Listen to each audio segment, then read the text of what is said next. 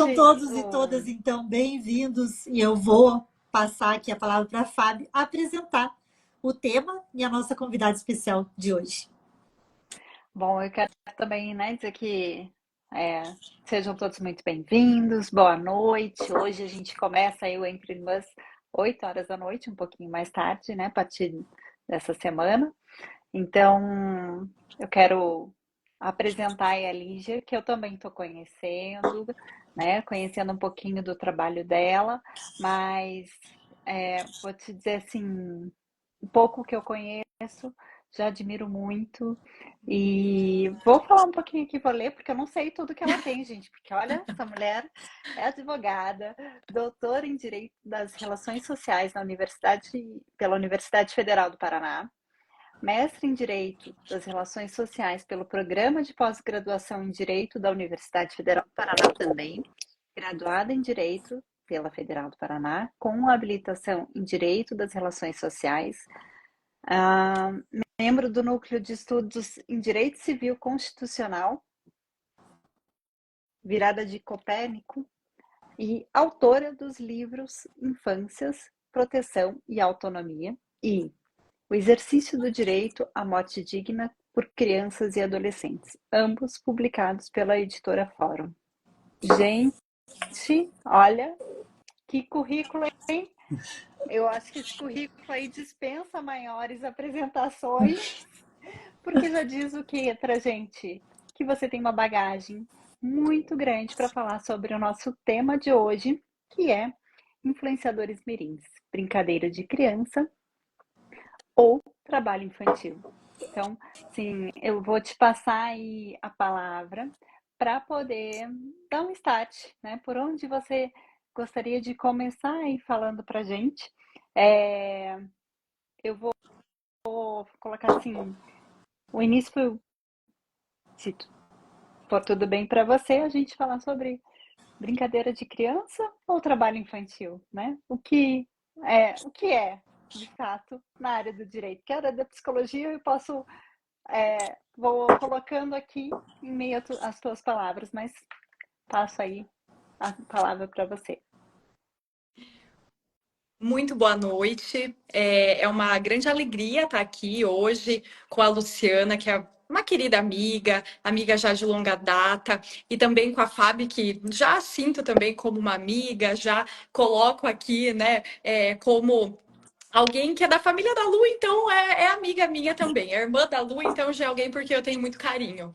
E é um tema, falando aqui, né, um tema pelo qual eu tenho muita paixão. Então eu fiquei, assim, muito honrada pelo convite. A Lu sabe que eu estudo já há bastante tempo o tema das infâncias. É um tema que faz parte da minha vida já há mais de década, desde mestrado, doutorado. É um tema que me acompanha. Eu passo muito do meu tempo pensando nisso, né? Pensando em infâncias e nessa relação com o direito, especialmente com o direito civil, que é a interseção que de fato eu faço, né, em relação à infância. E aí, essa pergunta, né, se os influenciadores mirim, se isso é uma brincadeira ou se há algo de um pouco mais perigoso nisso, né? Essa é uma pergunta muito difícil, é uma pergunta que nós podemos analisar por muitos ângulos, pensando no campo do direito e certamente também pensando no campo da psicologia. Eu acho que nós precisamos, assim, iniciar falando sobre infância, né? Localizar essa temática no campo da infância, porque por muito tempo, e quando eu falo aqui por muito tempo, são séculos, né, que crianças foram vistas como pessoas menores, como pessoas com uma importância menor, com uma participação menor. O lugar da criança era a casa e a escola, no máximo, né? A criança não tinha essa possibilidade de participar dos espaços sociais, né? A criança ela não tinha voz. E é muito interessante quando a gente pensa na palavra infância, porque infante é aquele que não fala, né? É aquele que não tem a possibilidade de falar. Essa palavra ela diz muito para nós, né? Ela mostra como que a infância foi construída, como um lugar de pouca participação, né? E a internet, esse momento que nós estamos, ele faz com que a infância ela esteja num outro lugar, né? Hoje, a infância, as crianças, elas deixam, né, esse papel minoritário, elas deixam de ser sujeitos de uma menor importância e, na verdade, se tornam pessoas com uma grande participação na sociedade, se tornam pessoas com uma importância muito grande social, né? E quando a gente pensa nos influenciadores mirins, isso se destaca demais, porque nós estamos falando de crianças e adolescentes que produzem conteúdo. Nós estamos falando de crianças e adolescentes que têm um canal no YouTube, que vão fazer unboxing, né, que é abrir coisas e mostrar para o seu público. Nós vamos ter crianças e adolescentes que estão em programa de culinária. Nós temos crianças e adolescentes, ativistas ambientais, ativistas políticos, como Malala. Nós temos diversos exemplos, né, de crianças que influenciam, e influenciam através das redes, especialmente, né? Então, o que a gente percebe é isso, que as crianças saem desse papel de um sujeito sem voz, um sujeito que fica completamente submetido a pai e mãe adultos, né? E que se tornam, então, ativos socialmente. Isso é algo incrível, né? Se a gente for pensar na história da humanidade, isso é algo muito interessante, algo que tem uma força muito grande, né? Pensar em crianças como sujeitos produtivos, no sentido de produzir ideias, de ter as suas próprias ideias. Só que tem o outro lado, né? Tem o outro lado, que é o lado de todos os perigos envolvidos nisso. Eu quero aqui, até para a gente começar a explorar o tema, né? Existem muitos perigos e a gente pode pensar. Crianças que estão nas redes sociais, né, influenciando, elas ficam muito mais expostas a situações de abuso, ficam muito mais expostas a situações de bullying, cyberbullying. Essas crianças também ficam muito mais expostas a cargas de trabalho puxadas. E esse eu acho que é um ponto agora muito importante dentro da temática, né? Que é pensar que o influenciador digital ele tem que trabalhar muito, né? Ele tem que estar muito ativo nas redes, ele vai ter que estar ali o tempo todo fotografando e fazendo vídeos e mostrando a sua rotina, a sua realidade.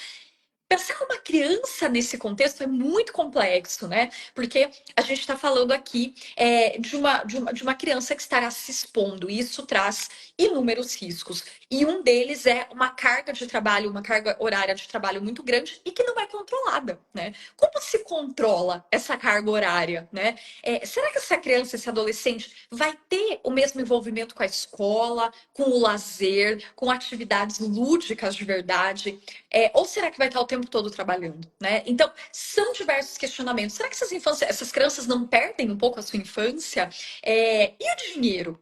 E aquilo que é oferido de renda, né? Quando a gente pensa aqui nos contratos de publicidade, que é um dos objetivos dos influenciadores, são os contratos de publicidade, né? Como é que fica em relação a esses contratos?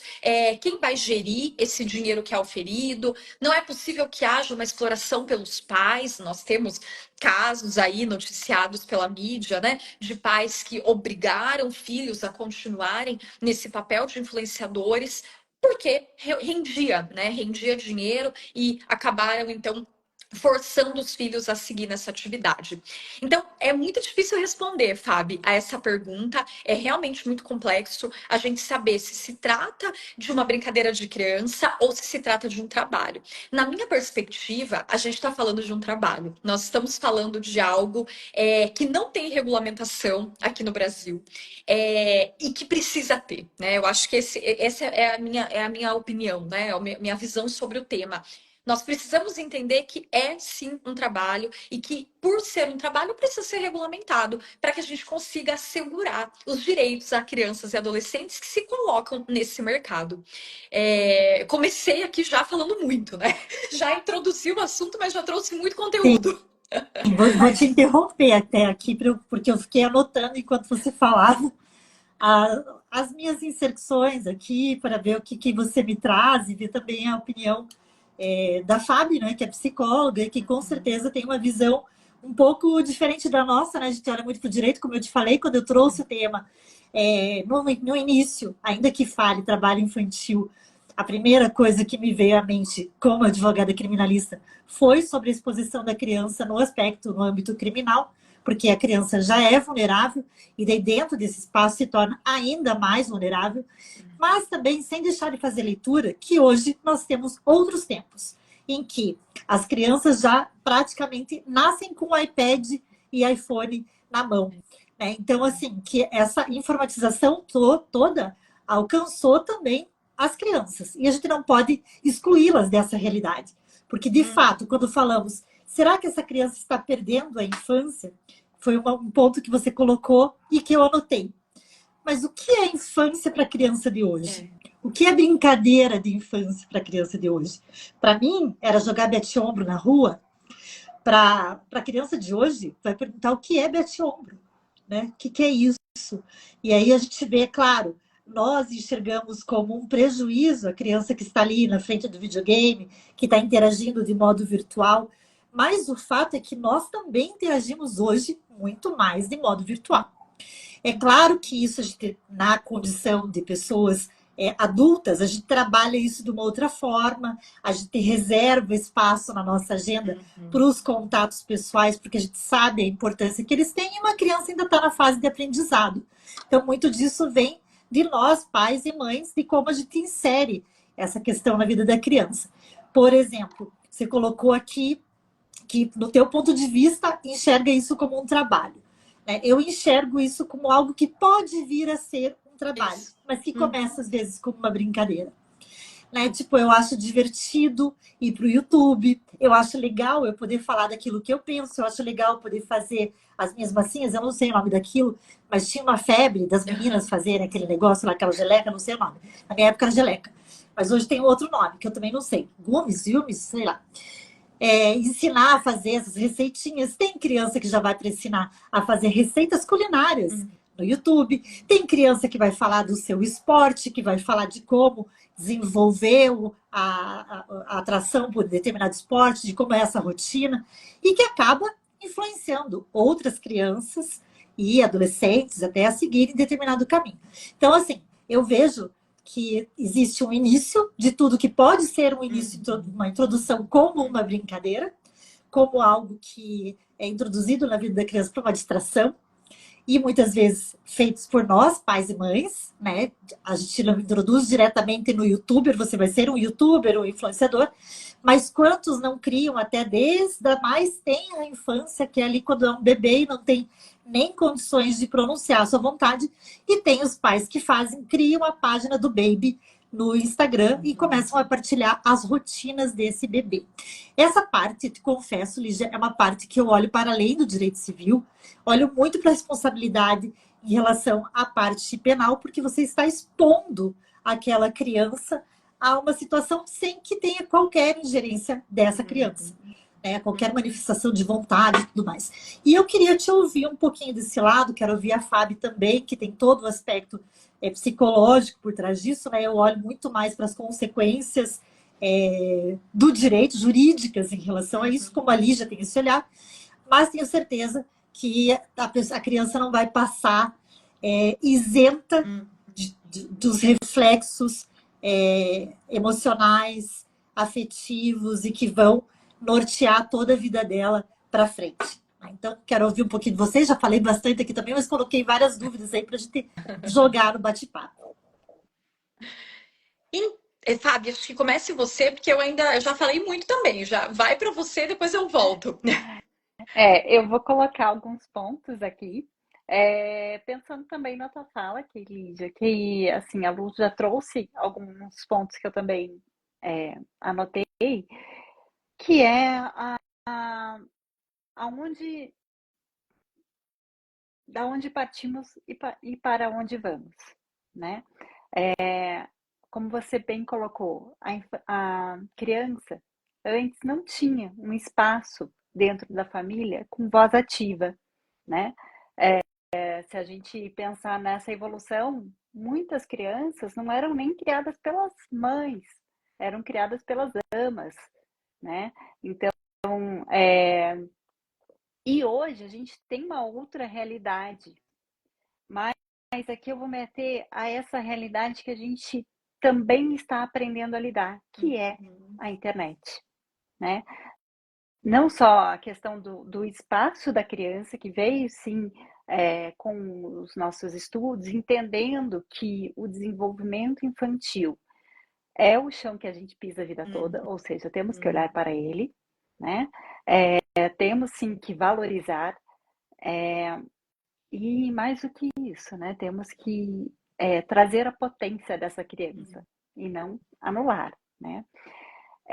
Mas o que eu quero trazer é assim, nós estamos aprendendo a lidar com a internet, né? uhum. A nossa geração, é isso que eu quero colocar. As crianças já nascem com ela. É. Então, quem convive com criança aí pode falar. Se eu tiver errada, se tiver algo diferente aí, podem colocar, gente. Mas assim, geralmente elas dão um banho na gente. Elas sabem mexer muito melhor. Não, não é assim que faz. Aqui, pelo menos, é assim que funciona. Ó, o caminho é esse. Rapidamente, elas evoluem nisso. Por que eu estou falando sobre isso? Porque não dá para a gente fazer de conta que a internet não existe. Ela faz parte da vida dessas crianças. Por outro lado, quem é que apresenta isso para elas? Ó, a Jana colocou, será que é outra realidade ou as mães e pais foram substituídos pelo iPhone ou iPad? Eu posso colocar aqui que é outra realidade. A internet não existia na nossa infância, né? Então, é uma outra realidade que a gente está aprendendo a lidar, né?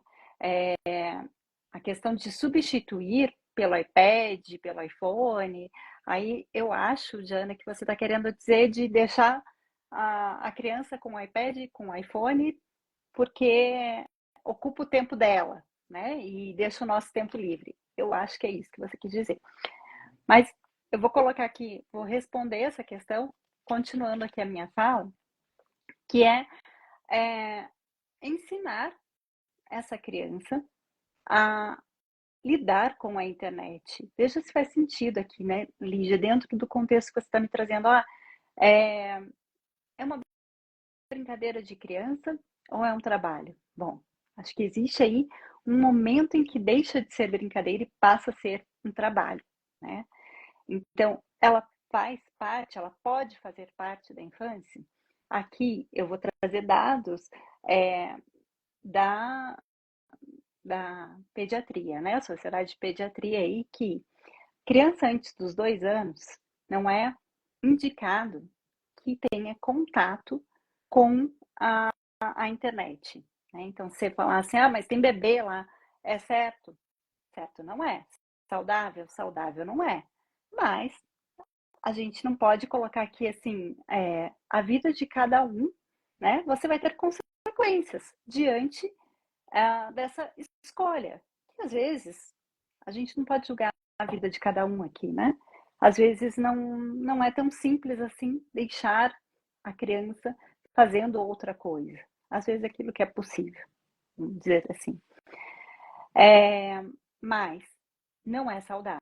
Então, antes dos 2 anos, não é recomendado. Após esse período, tem tempo de hora para criança. Tempo de hora é ótimo, né?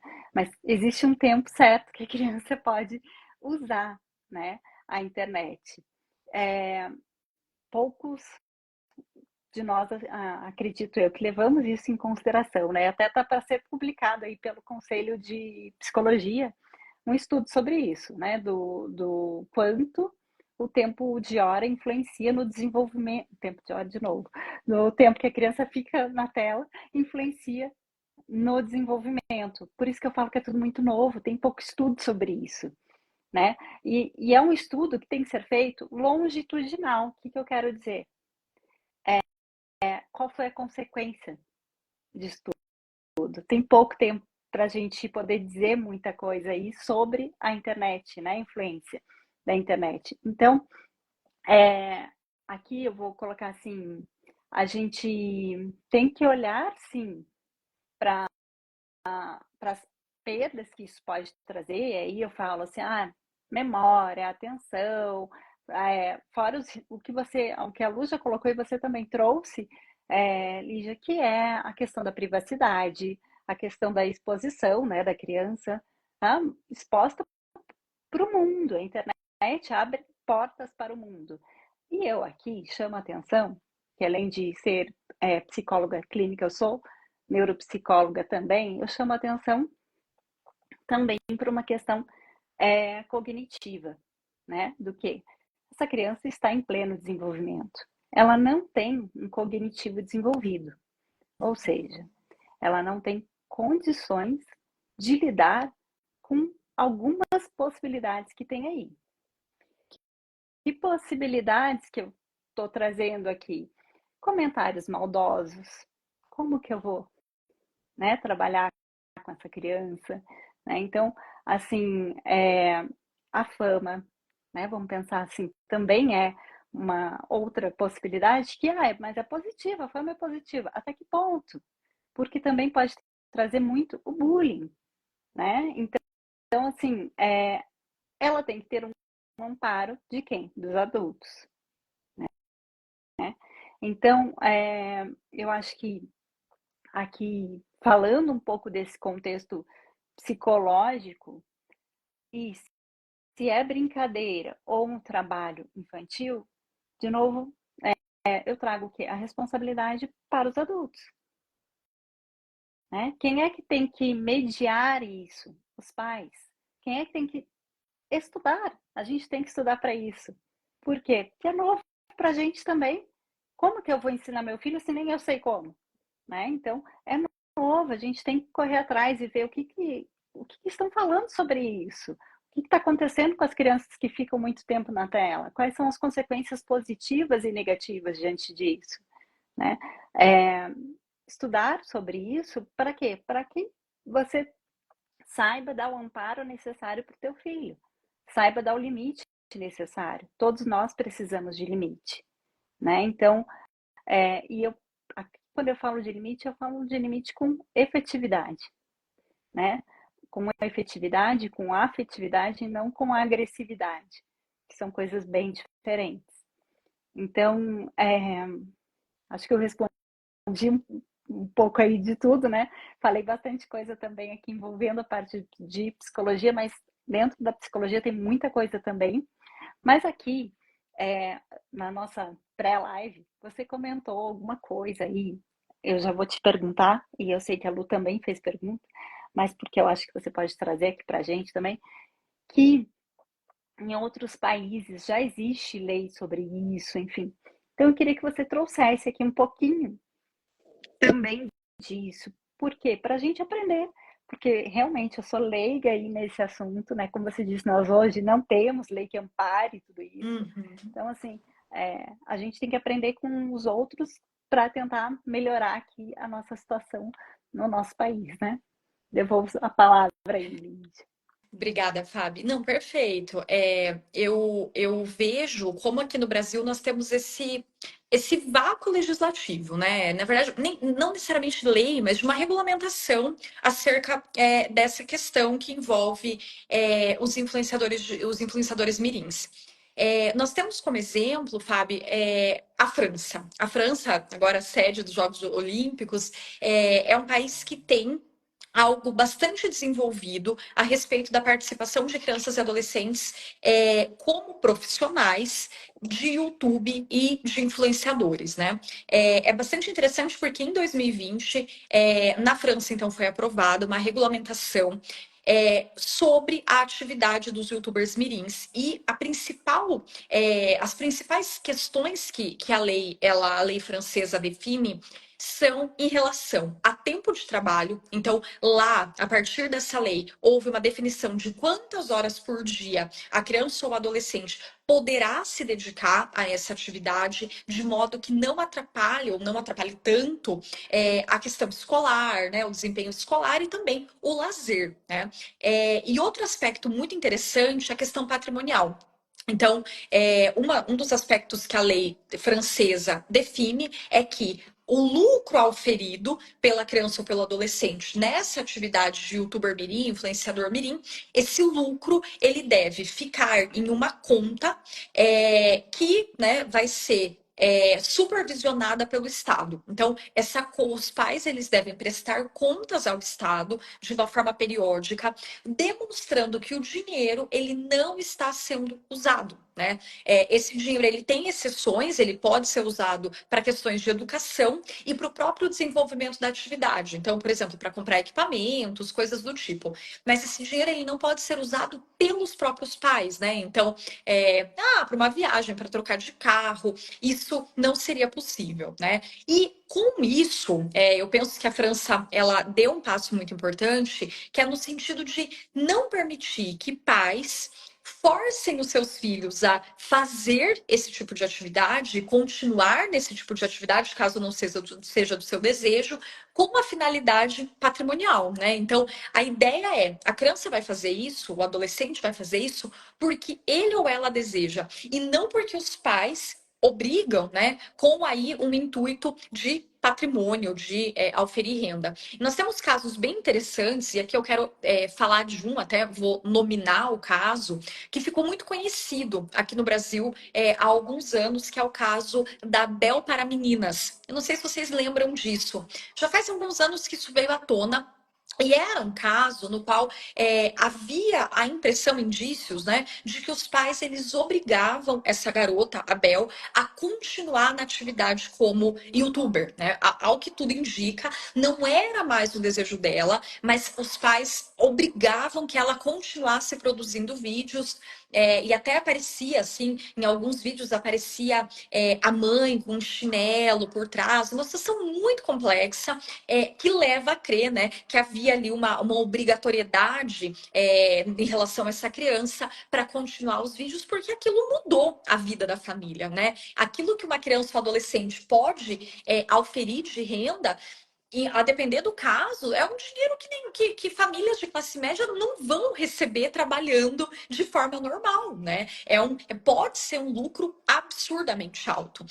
Até nós temos aí dados que mostram que nos Estados Unidos, o influencer, na verdade, o youtuber que mais ganhou dinheiro, isso nos últimos anos, foi um menino de 8 anos, que fazia unboxing, né? Que é quando abrem esses pacotes, abrem produtos e mostram para o público. Então, assim, a gente percebe que é uma atividade muito lucrativa, uma atividade que pode ser milionária, óbvio, né? Não sei, nem sempre será, mas em alguns casos pode ser. E isso pode levar a uma exploração por parte dos pais. Obviamente, isso é uma exceção, né? Mas é algo que deve ser objeto de atenção. E, como dito, aqui no Brasil nós não temos experiências nenhuma em matéria de regulamentação, né? Aqui no Brasil, acho até importante falar o que nós temos aqui no Brasil no que diz respeito a trabalho artístico. Então, o Brasil ele aplica, né, a Convenção 138 da OIT, que é a Organização Internacional do Trabalho. E essa convenção, ela exige que quando uma criança ou um adolescente participa, né, de uma publicidade, de uma novela, de um filme, quando essa criança faz um trabalho artístico, deve haver autorização judicial. Então, vejam, é algo bem tradicional, né? A gente está falando aqui de TV, de publicidade no sentido antigo até, né? Não vinculado a esse contexto de internet. Então, por exemplo, se, eu vou nominar aqui, mas tudo muito hipotético, se a RPC quiser fazer uma propaganda com uma criança, uma propaganda de Natal, vai ter que haver uma autorização judicial para que essa criança participe da propaganda. Agora, quando uma criança ela está no seu canal do YouTube e faz uma propaganda, não vai haver uma autorização judicial, né? Então, a gente percebe uma assimetria. Naquilo que diz respeito aos veículos mais tradicionais, né, que seria principalmente rádio e TV, existe essa cautela. Mas quando a gente está falando de internet, essa mesma cautela ainda não se aplica, né? E eu penso, e é a minha visão sobre o tema, que quando nós estamos falando de canais profissionalizados, de YouTube de crianças ou crianças e adolescentes que têm uma participação muito forte e rentável pelo Instagram, pelo TikTok, deveria se aplicar também a Convenção 138 da OIT. Então, da mesma forma, me parece que poderia se definir quantas horas de trabalho, qual vai ser o tipo de conteúdo exposto, poderia haver uma fiscalização, né? É nesse sentido que eu falo, da mesma forma que existe em relação a esse trabalho artístico artístico mais tradicional que a gente tem aqui no Brasil. Só que até o momento não existe nenhuma norma, nada que defina que essa convenção da Organização Internacional do Trabalho vá ser aplicada aos YouTubers e aos influenciadores mirins. Olha só, Lígia, importante isso. fiz 2 recortes aqui sobre o que você falou. Eu concordo sobre a questão da regulamentação, acho que todos nós aqui concordamos, né? Até porque é algo que está muito solto. Mas isso também já me trouxe daí a seguinte indagação, né? A gente fala assim, tem que ter, então, vamos supor, depende de uma autorização judicial. Aqui eu faço o recorte de que, sim, nós vemos crianças que que escolhem, né, se expor, pai, pede para o pai, para a mãe, eu quero criar uma conta, às vezes não coloca o nome, mas coloca um apelido e tal, para não ter essa exposição tão, né, tão deflagrada, enfim. Mas volto àquele ponto que eu coloquei inicialmente, que é daquela criança que não exerce nenhuma autonomia em relação à sua vontade. E que os pais estão expondo. Por quê? Porque me questionam aqui, né? Claro, a gente vem de um outro tempo, né? Como a Fábio falou, nós estamos ainda aprendendo ainda sobre a internet, mergulhando, a gente já sabe que não sobrevive hoje quem não mergulhar nesse meio. O que cria, por um lado, eu fico temerosa em relação a isso, porque às vezes se vende, é muito fácil vender aquilo que você não pratica, não faz. A gente vê profissionais que exerciam carreiras de magistrados e tal, abandonando a magistratura para virar coaching de internet. Então, tudo isso me causa um certo temor, e são pessoas adultas. Aí eu olho para o olhar da criança e penso, aqueles pais que estão expondo os seus filhos, os seus bebês, muitas vezes, e colocando rotina, porque a gente vê muito isso, rotina do que fez, do que comeu, agora fulana se arrumou para ir para a praia, agora e coloca toda uma rotina da criança. Futuramente essa criança pode vir a responsabilizar esses pais porque ela não autorizou a exposição da sua imagem. E aí entra aquela questão assim, porque eu já conversei sobre isso com pais e mães que fizeram e fazem isso. E perguntei, você não teme? Tipo, não, mas a página é toda fechada. Gente, nós sabemos que a ação de hackers, não importa se a tua página é uma página aberta ou se ela é uma página fechada. Cara, a página fechada, ela serve para o outro que tem boas intenções.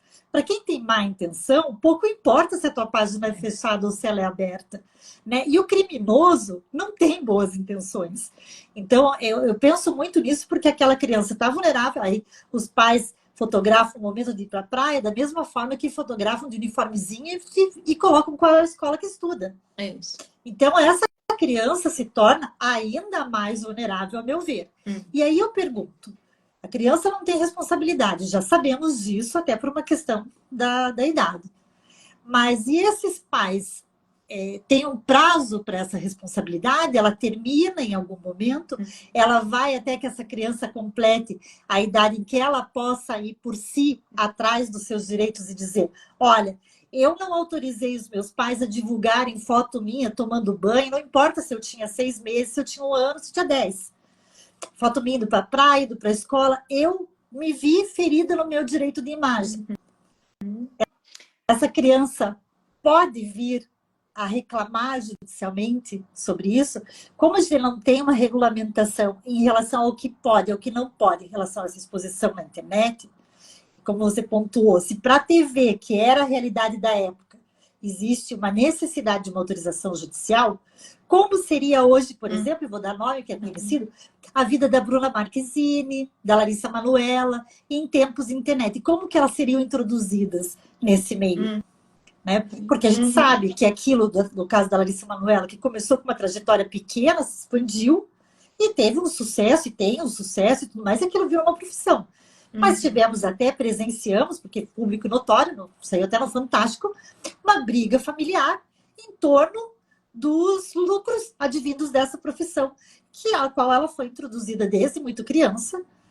Tenho para mim que era um desejo dela, mas em determinado momento colidiu ali com o que os pais queriam e o que ela queria. E aí, como é que as coisas ficam? né? E assim, a gente vê, hoje ela é uma adulta que está colocando os limites de tipo, foi assim, não concordava, mas não sabia nem com o que eu estava concordando ou Uhum. não estava. Não tinha ideia do que era. Hoje eu estou vendo o que é e não concordo. E aí todo mundo cai em cima. Pô, mas os pais abriram mão da vida deles para incentivar a carreira. E eu pergunto, essa menina tinha escolha Pois. enquanto criança? Teve um momento que ela pediu, não quero mais, quero brincar, não quero ter horário para fazer isso. Não sabemos, né? Mas sabemos Lu, eu que acho que hoje aqui adulta ela questionou.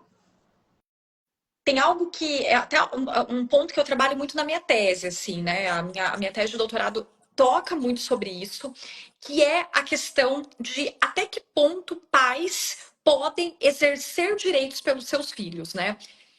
A gente sabe aqui, falando para a Fábio, que está um pouco distante do campo jurídico, mas nós temos no direito que os direitos de crianças e adolescentes são exercidos pelos seus pais. Então, até os 18 anos, as crianças elas são ou absolutamente ou relativamente incapazes. E essa incapacidade jurídica faz com que os pais exerçam os direitos pelos filhos, né? Isso é algo bastante básico, assim, lições bem preliminares aqui do direito, né?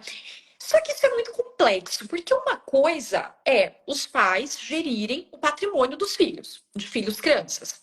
Isso é uma coisa. Eu concordo plenamente que uma criança de 2 anos que recebe uma herança não é capaz de gerir o patrimônio. Faz sentido que os pais façam isso no lugar dela. Perfeito. Mas e quando a gente está falando dessas questões, né, Lu, de direitos da personalidade, que é como nós também chamamos do direito, né? Esses direitos que falam sobre imagem, privacidade, dados pessoais. Quando nós estamos falando desses outros direitos, que são direitos de existência, não são direitos de patrimônio, é possível que os pais também exerçam esses direitos pelos seus filhos? E aí vem, né, Lu? É possível que os pais eles filmem rotina violando o próprio direito à intimidade, à privacidade, violando o próprio direito à imagem. É possível? E olhando pelo direito de uma forma bastante tradicional, olhando para o nosso código, é possível. Né? São os pais que exercem esses direitos pelos filhos. São os pais que vão garantir ou não esses direitos em relação aos seus filhos. Para mim, isso é muito complexo. Eu, particularmente, acho que não pode caber apenas aos pais tomar essas decisões, né? Especialmente quando estamos falando de crianças pequenas que não são capazes aí de se manifestar, de manifestar os seus desejos. Lu, hoje, né, você fez a pergunta, seria possível que esses filhos viessem, né, a demandar a responsabilização dos pais? Não sabemos. Nós não sabemos por quê. Tendo em vista o regime de incapacidades do Brasil, hoje a gente não consegue imaginar que um pai ou uma mãe seria punido por exercer um direito que cabe a ele, né? No entanto, quando a gente começa a repensar, eu concordo, Jana, é muito assustador, muito assustador. Quando a gente começa a pensar nos riscos que são trazidos, quando a gente começa a pensar de uma forma um pouco mais ampla, saindo só daquilo que é direito, mas pensando em realidade, eu tenho para mim que sim, os pais poderiam ser responsabilizados por isso. Quanto a prazo, Lu, que foi uma questão que você levantou, esse prazo se inicia com a maioridade, né? Então, esse prazo não vai ser contado antes da maioridade, né? Essa pessoa ela tem que ter a possibilidade de ir para o Poder Judiciário para conseguir aí pleitear aquilo que lhe é, né? Aquilo que lhe é desejado. Então, nós temos assim uma situação muito complexa, porque o nosso Código Civil ele coloca tudo no mesmo saco, direitos patrimoniais e direitos existenciais. Eu não tenho nenhuma dúvida que pais devam exercer direitos patrimoniais pelos seus filhos. Faz todo sentido. Agora, direitos existenciais é algo muito mais complexo, porque essa forma de exercício pelos pais pode colocar em risco, né, a própria existência desses filhos, pode colocar em risco a personalidade desses filhos, pode violar coisas muito, muito íntimas desses filhos, né? Então, as visões de mundo de pais e filhos podem ser diferentes. Então, hoje a gente tem influenciadoras aí, né, que tem a página do bebê que tá na barriga, o bebê nem nasceu. Eu fico pensando, gente, assim, é uma exposição é, tão absurda de um sujeito que não tem como se defender, não tem como falar, mãe, não, não faça isso, porque isso me afeta. Então vejam a que ponto nós chegamos, né? De haver essa exposição de útero, é uma exposição que está além ali da própria, né, do próprio nascimento. É muito assustador, é muito E a assustador. E pergunta a gente que eu me vive o faço, show Lígia, do é eu, né? assim, A gente vive nós- esse show da exposição que é muito bizarro. Fale, Lu. não, que a gente tá falando de um direito, de uma garantia constitucionalmente, né, prevista ali para todos, independente da idade. Então eu começo a me perguntar, mas a partir de quantos anos, então? Só a partir dos 18 eu tenho direito à minha intimidade, à minha privacidade? Esse Uhum. direito até então ele não é meu, era dos meus pais, eles que decidem se eu posso ser exposta ou não. Acho bastante É, complexo isso, né? E eu vejo Muito. que não se fala muito sobre isso, sabe? Até fica aí para você que é uma estudiosa, né, da área e tudo, fica aí um tema que eu acho que seria bem interessante para um artigo, ou quem sabe até para um outro livro, né, Lídia? Mas de saber em que momento começa, então, eu posso usufruir desses meus direitos que são consagrados constitucionalmente hoje. Eu só tenho direito à minha privacidade, à minha intimidade, à minha vida privada depois dos 18? Até então, esse É. direito pertence aos meus pais? Porque é como você disse, em relação à parte patrimonial, não temos nenhuma dúvida. Uhum. E creio que sim, você pode reclamar futuramente Uhum. se houve uma má gestão em relação à tua Perfeito. à parte financeira. Agora, em relação aos direitos existenciais, o direito da imagem, da privacidade, como é que fica nesse tocante, entendeu? Há alguma É. responsabilização futura? Como é que eu vou discutir isso? Eu, de um lado agora de advogada, pensando na pessoa que me procura, já consigo imaginar assim, não, temos bastante elementos para fazer, para atuar em relação a essa questão, porque de fato houve uma violação à tua Perfeito. privacidade. E que ela não deixou de existir porque você era relativamente incapaz ou Perfeito. totalmente incapaz. Ela pré-existe a questão da incapacidade. Uhum. Porque Uhum. senão a gente tem que lembrar que incapacidade relativamente capaz não se atém tão somente à questão de idade. Há outras questões que envolvem, né, Uhum. a incapacidade. E aí eu pergunto, e essas pessoas que não vai mudar o Uhum. status dela de incapaz quando ela atingir 18, ela nunca vai ter o seu direito à privacidade? Não, pensando nas pessoas com deficiência, né, Sim, Lu, especialmente, é um absurdo a gente fazer, seguir por esse raciocínio. E o mais absurdo é que esse é o raciocínio que a gente extrai da lei, né? E aí é o problema de uma lei que, como eu até brinquei hoje mais cedo, né, com vocês, é uma lei que foi pensada com o olhar do século retrasado, né? O nosso Código Civil, que é de 2002, ele é baseado num projeto que é da década de 70, mas que ele tem os pés lá atrás, né? Então, a gente está falando de uma legislação que não se atualizou, e todos esses questionamentos, eles ficam muito no campo da dúvida, né? A gente está aí, assim, na argumentação. A legislação em si, ela não nos dá algo seguro em relação a isso. Então, eu não tenho certeza, Lu, se uma ação como essa, ela seria exitosa, né? Eu adoraria trabalhar numa ação como essa, mas sem ter certeza de que haveria êxito em relação a isso, sabe? É eu também complexo. não tenho a menor, assim, tipo, certeza de nada, né? Mas certeza a gente não tem mesmo nas nossas ações diárias, né? Hoje em dia a gente não pode falar em certeza jurídica. Mas, como nós duas gostamos de um desafio, vou te dizer que eu ia gostar muito que aparecesse na minha vida uma ação como essa, porque eu acredito que nós, advogados e advogadas, fazemos a jurisprudência, nós construímos as decisões que estão lá Uhum. e mudamos as decisões que estão lá. E me estranha até ainda não ter aparecido, mas eu creio que isso ainda vem pela frente.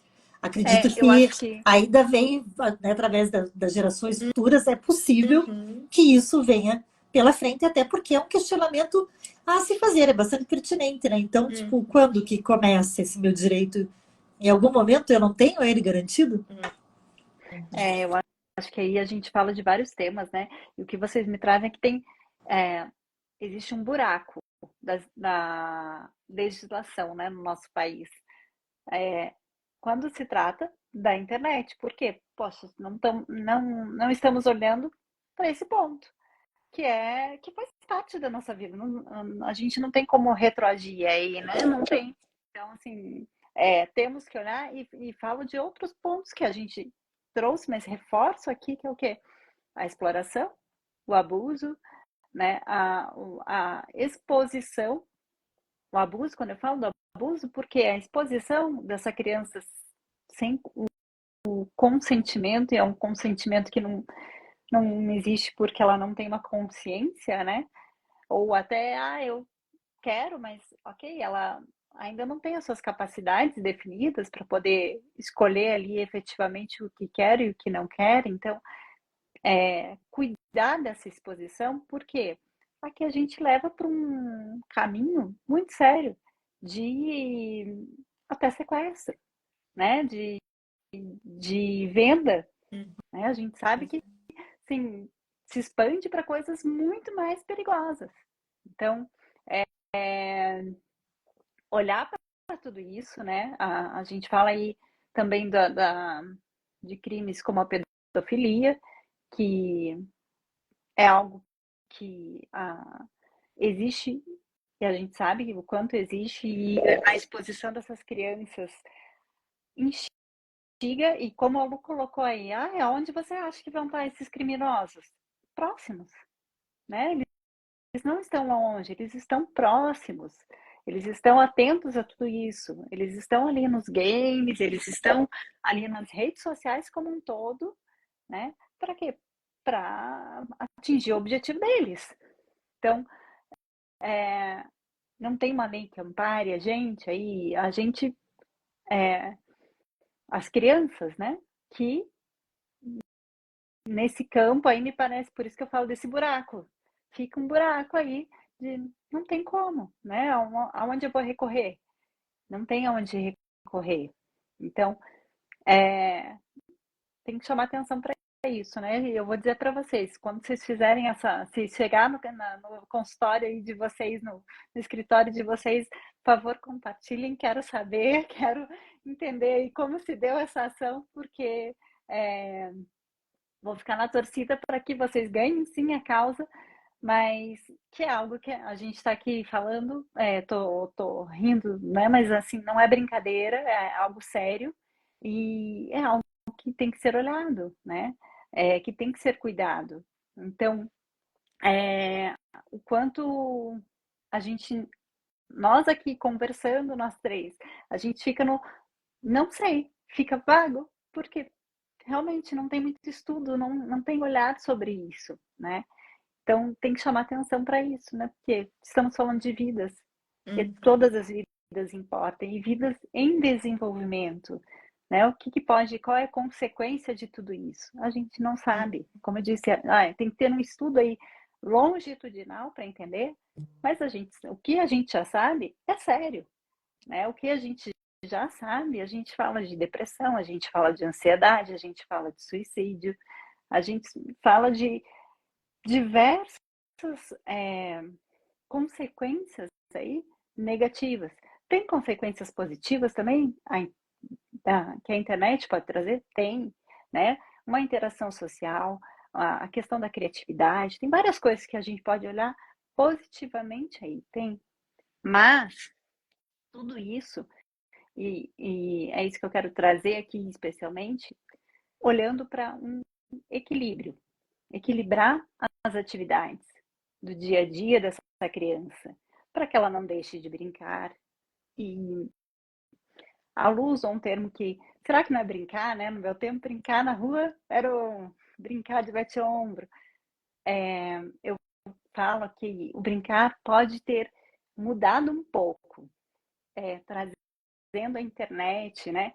Trazendo o brincar também aí para o mundo virtual. Ok, mudou um pouco. Trouxe uma nova modalidade, eu posso dizer. Mas não somente ela. Então, assim, não deixar de olhar para quê? Para o desenvolvimento desse corpo. Ela precisa, sim, gastar essa energia. Ela precisa, sim, ir para a rua. Né? É comprovado cientificamente, mais do que comprovado, do que atividade física é saúde. Brincar na rua, essa interação social que existe no brincar de rua, não substitui. Por quê? Porque gasta energia, porque corre, porque é a briga ali com um amigo, a conversa, eles mesmos que resolvem. A gente pode falar isso como nós adultos aqui. Ué, como que é quando a gente se encontra pessoalmente? É a mesma coisa? Não é a mesma coisa. A gente pode dizer assim, mas a internet ajuda. Ajuda, mas ela não substitui. Faz sentido o que eu estou trazendo? Com Então, assim, certeza, com o que eu certeza, quero... Fábio, faz muito sentido. Eu acho que a gente não pode entender que a infância mudou tanto, né? As necessidades infantis, elas seguem as mesmas, né? A necessidade do movimento, de estimular a criatividade, do aprendizado. Essas necessidades são iguais, a necessidade da relação, do afeto. E quando a gente coloca, né, que hoje há uma nova infância, sim, diferente, mas não podemos, né, simplesmente entender que tudo aquilo que é reconhecido como parte da infância ficou para trás. Não, não ficou, não ficou. Faz parte, a gente tem que lembrar que somos um todo aí, a gente não É. deixou de ser humano, né? Somos um todo. Como eu disse, acrescentou algo mais? Sim, estamos aprendendo a lidar com isso, né? Mas ficar só nisso vai trazer consequências negativas. Por isso que eu falo muito de um equilíbrio, né? Um equilíbrio, e aí a gente pode trazer assim, há pouco tempo a gente falava um pouco mais sobre isso, que das atividades, de inserir as crianças em tantas atividades e não ter tempo para nada, né? Essas coisas. É exatamente isso, tem que ter um equilíbrio, tem que ter tempo de descanso, tem que ter tempo de brincar, tem que ter tempo de atividade física, tem que ter tempo da internet, da tela como um todo, do videogame, enfim. Mas algo que seja saudável. Não é fácil, não é. Por isso que eu coloco assim, é algo que é diário, especialmente para nós, de entender que diariamente a gente vai ter que lutar com relação a isso. Por quê? Porque a internet vai seguir querendo ali, sendo mais fácil, né? Como a Janaína colocou, o iPad, né? O iPhone substitui, é o mais fácil, é o caminho que traz ali para a gente uma possibilidade de descanso. E tá tudo bem quando eu uso isso de uma maneira que seja saudável, né? O que eu quero dizer com isso? Pouco tempo. Eu estou precisando de um tempo. Eu estou precisando me reestabelecer, né? Então, é pouco tempo. Olha, eu vou deixar aqui uns minutinhos para eu conseguir respirar, para eu conseguir... Ok, mas eu falo até pela minha rotina diária. Puxa aí o teu filho, a tua filha, pra tua rotina. Eu tenho que fazer comida agora. Chama para fazer junto, né? Então, eu tenho que organizar a casa. Organiza junto. O que vai trazer para essa criança? A questão do pertencimento. Eu pertenço a essa casa, né? Então, eu pertenço ao cotidiano dessa família. Eu contribuo para que isso seja feito, né? Então, entender que tem outras maneiras. Existem outras possibilidades que não sobrecarregue tanto.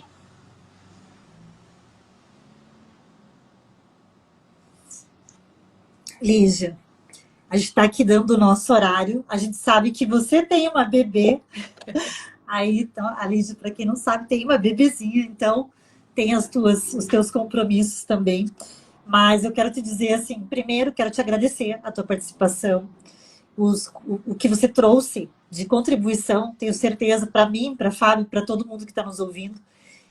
Da mesma forma que você, concordo que a gente precisa de uma regulamentação, porque ainda que tenhamos pontuado várias questões problemáticas em relação à exposição, é fato que isso faz parte da realidade. E, como pais e mães responsáveis, tem que vir essa orientação dentro de casa da melhor maneira de fazer uso. Mas pode ser uma profissão?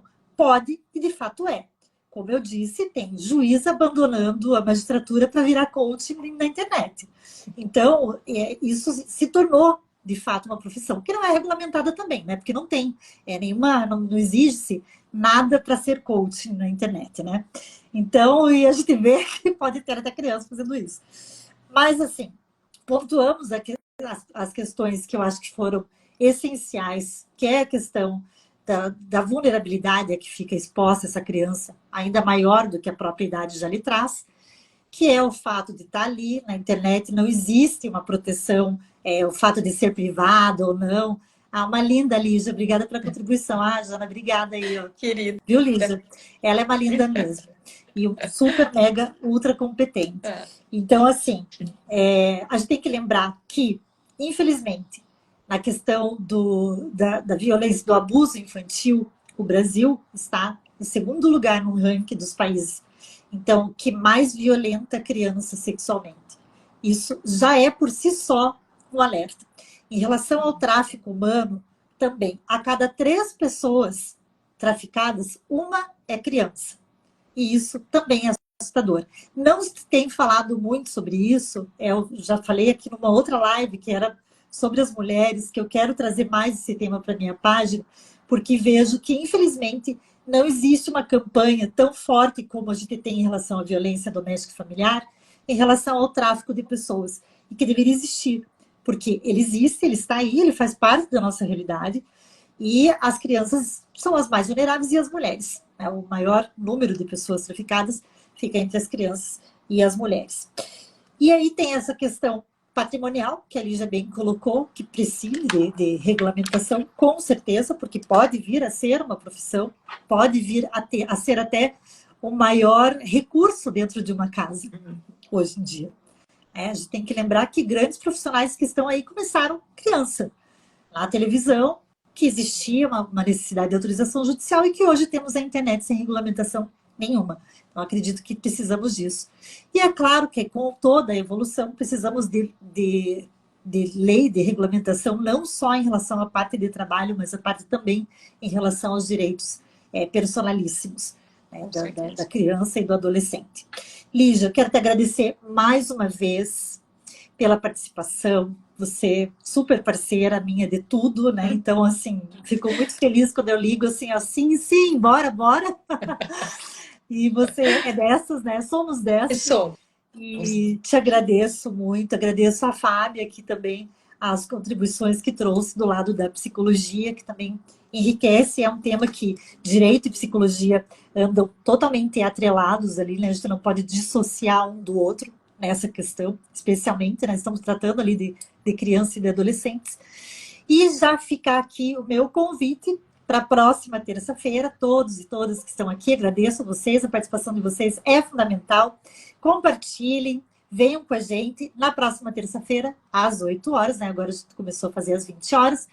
A gente vai falar sobre cultura do estupro, um tema também bastante importante, com a professora Maísa Nodari. Espero vocês todas aqui, vocês todos e todas, para a gente debater, conversar mais um pouquinho. Quem não nos segue ainda, começa a seguir aí. Toda terça-feira o Entre Irmãs traz um conteúdo para a gente poder dialogar, informar. E como vocês devem ter percebido, a gente incentiva mulheres que são competentes, que trabalham em determinados temas e que muitas vezes não têm um espaço para expor o seu conhecimento. Então, o Entre Irmãs também valoriza aí a mulherada, porque sororidade tem que sair do papel e tem que vir para a vida. Com certeza. É isso, gente. E vamos torcer. Vocês viram que as Olimpíadas também estão bastante feminina. Feliz da vida. É verdade. Né? Bastante feminina, mulherada mostrando a que veio, inclusive no futebol, somos nós. Não tem nada de Neymar lá. Somos nós, mulherada, que estamos com a bola. E com a bola toda, né? Porque fomos para a final. Gente, muito obrigada. Lígia, se quiser deixar um recadinho no final, fique à vontade. Beijo para vocês todas. Gente, eu também termino quero agradecendo. Ai, desculpa, Fábio. Não, pode falar. Só pode agradecer, depois eu agradeço também.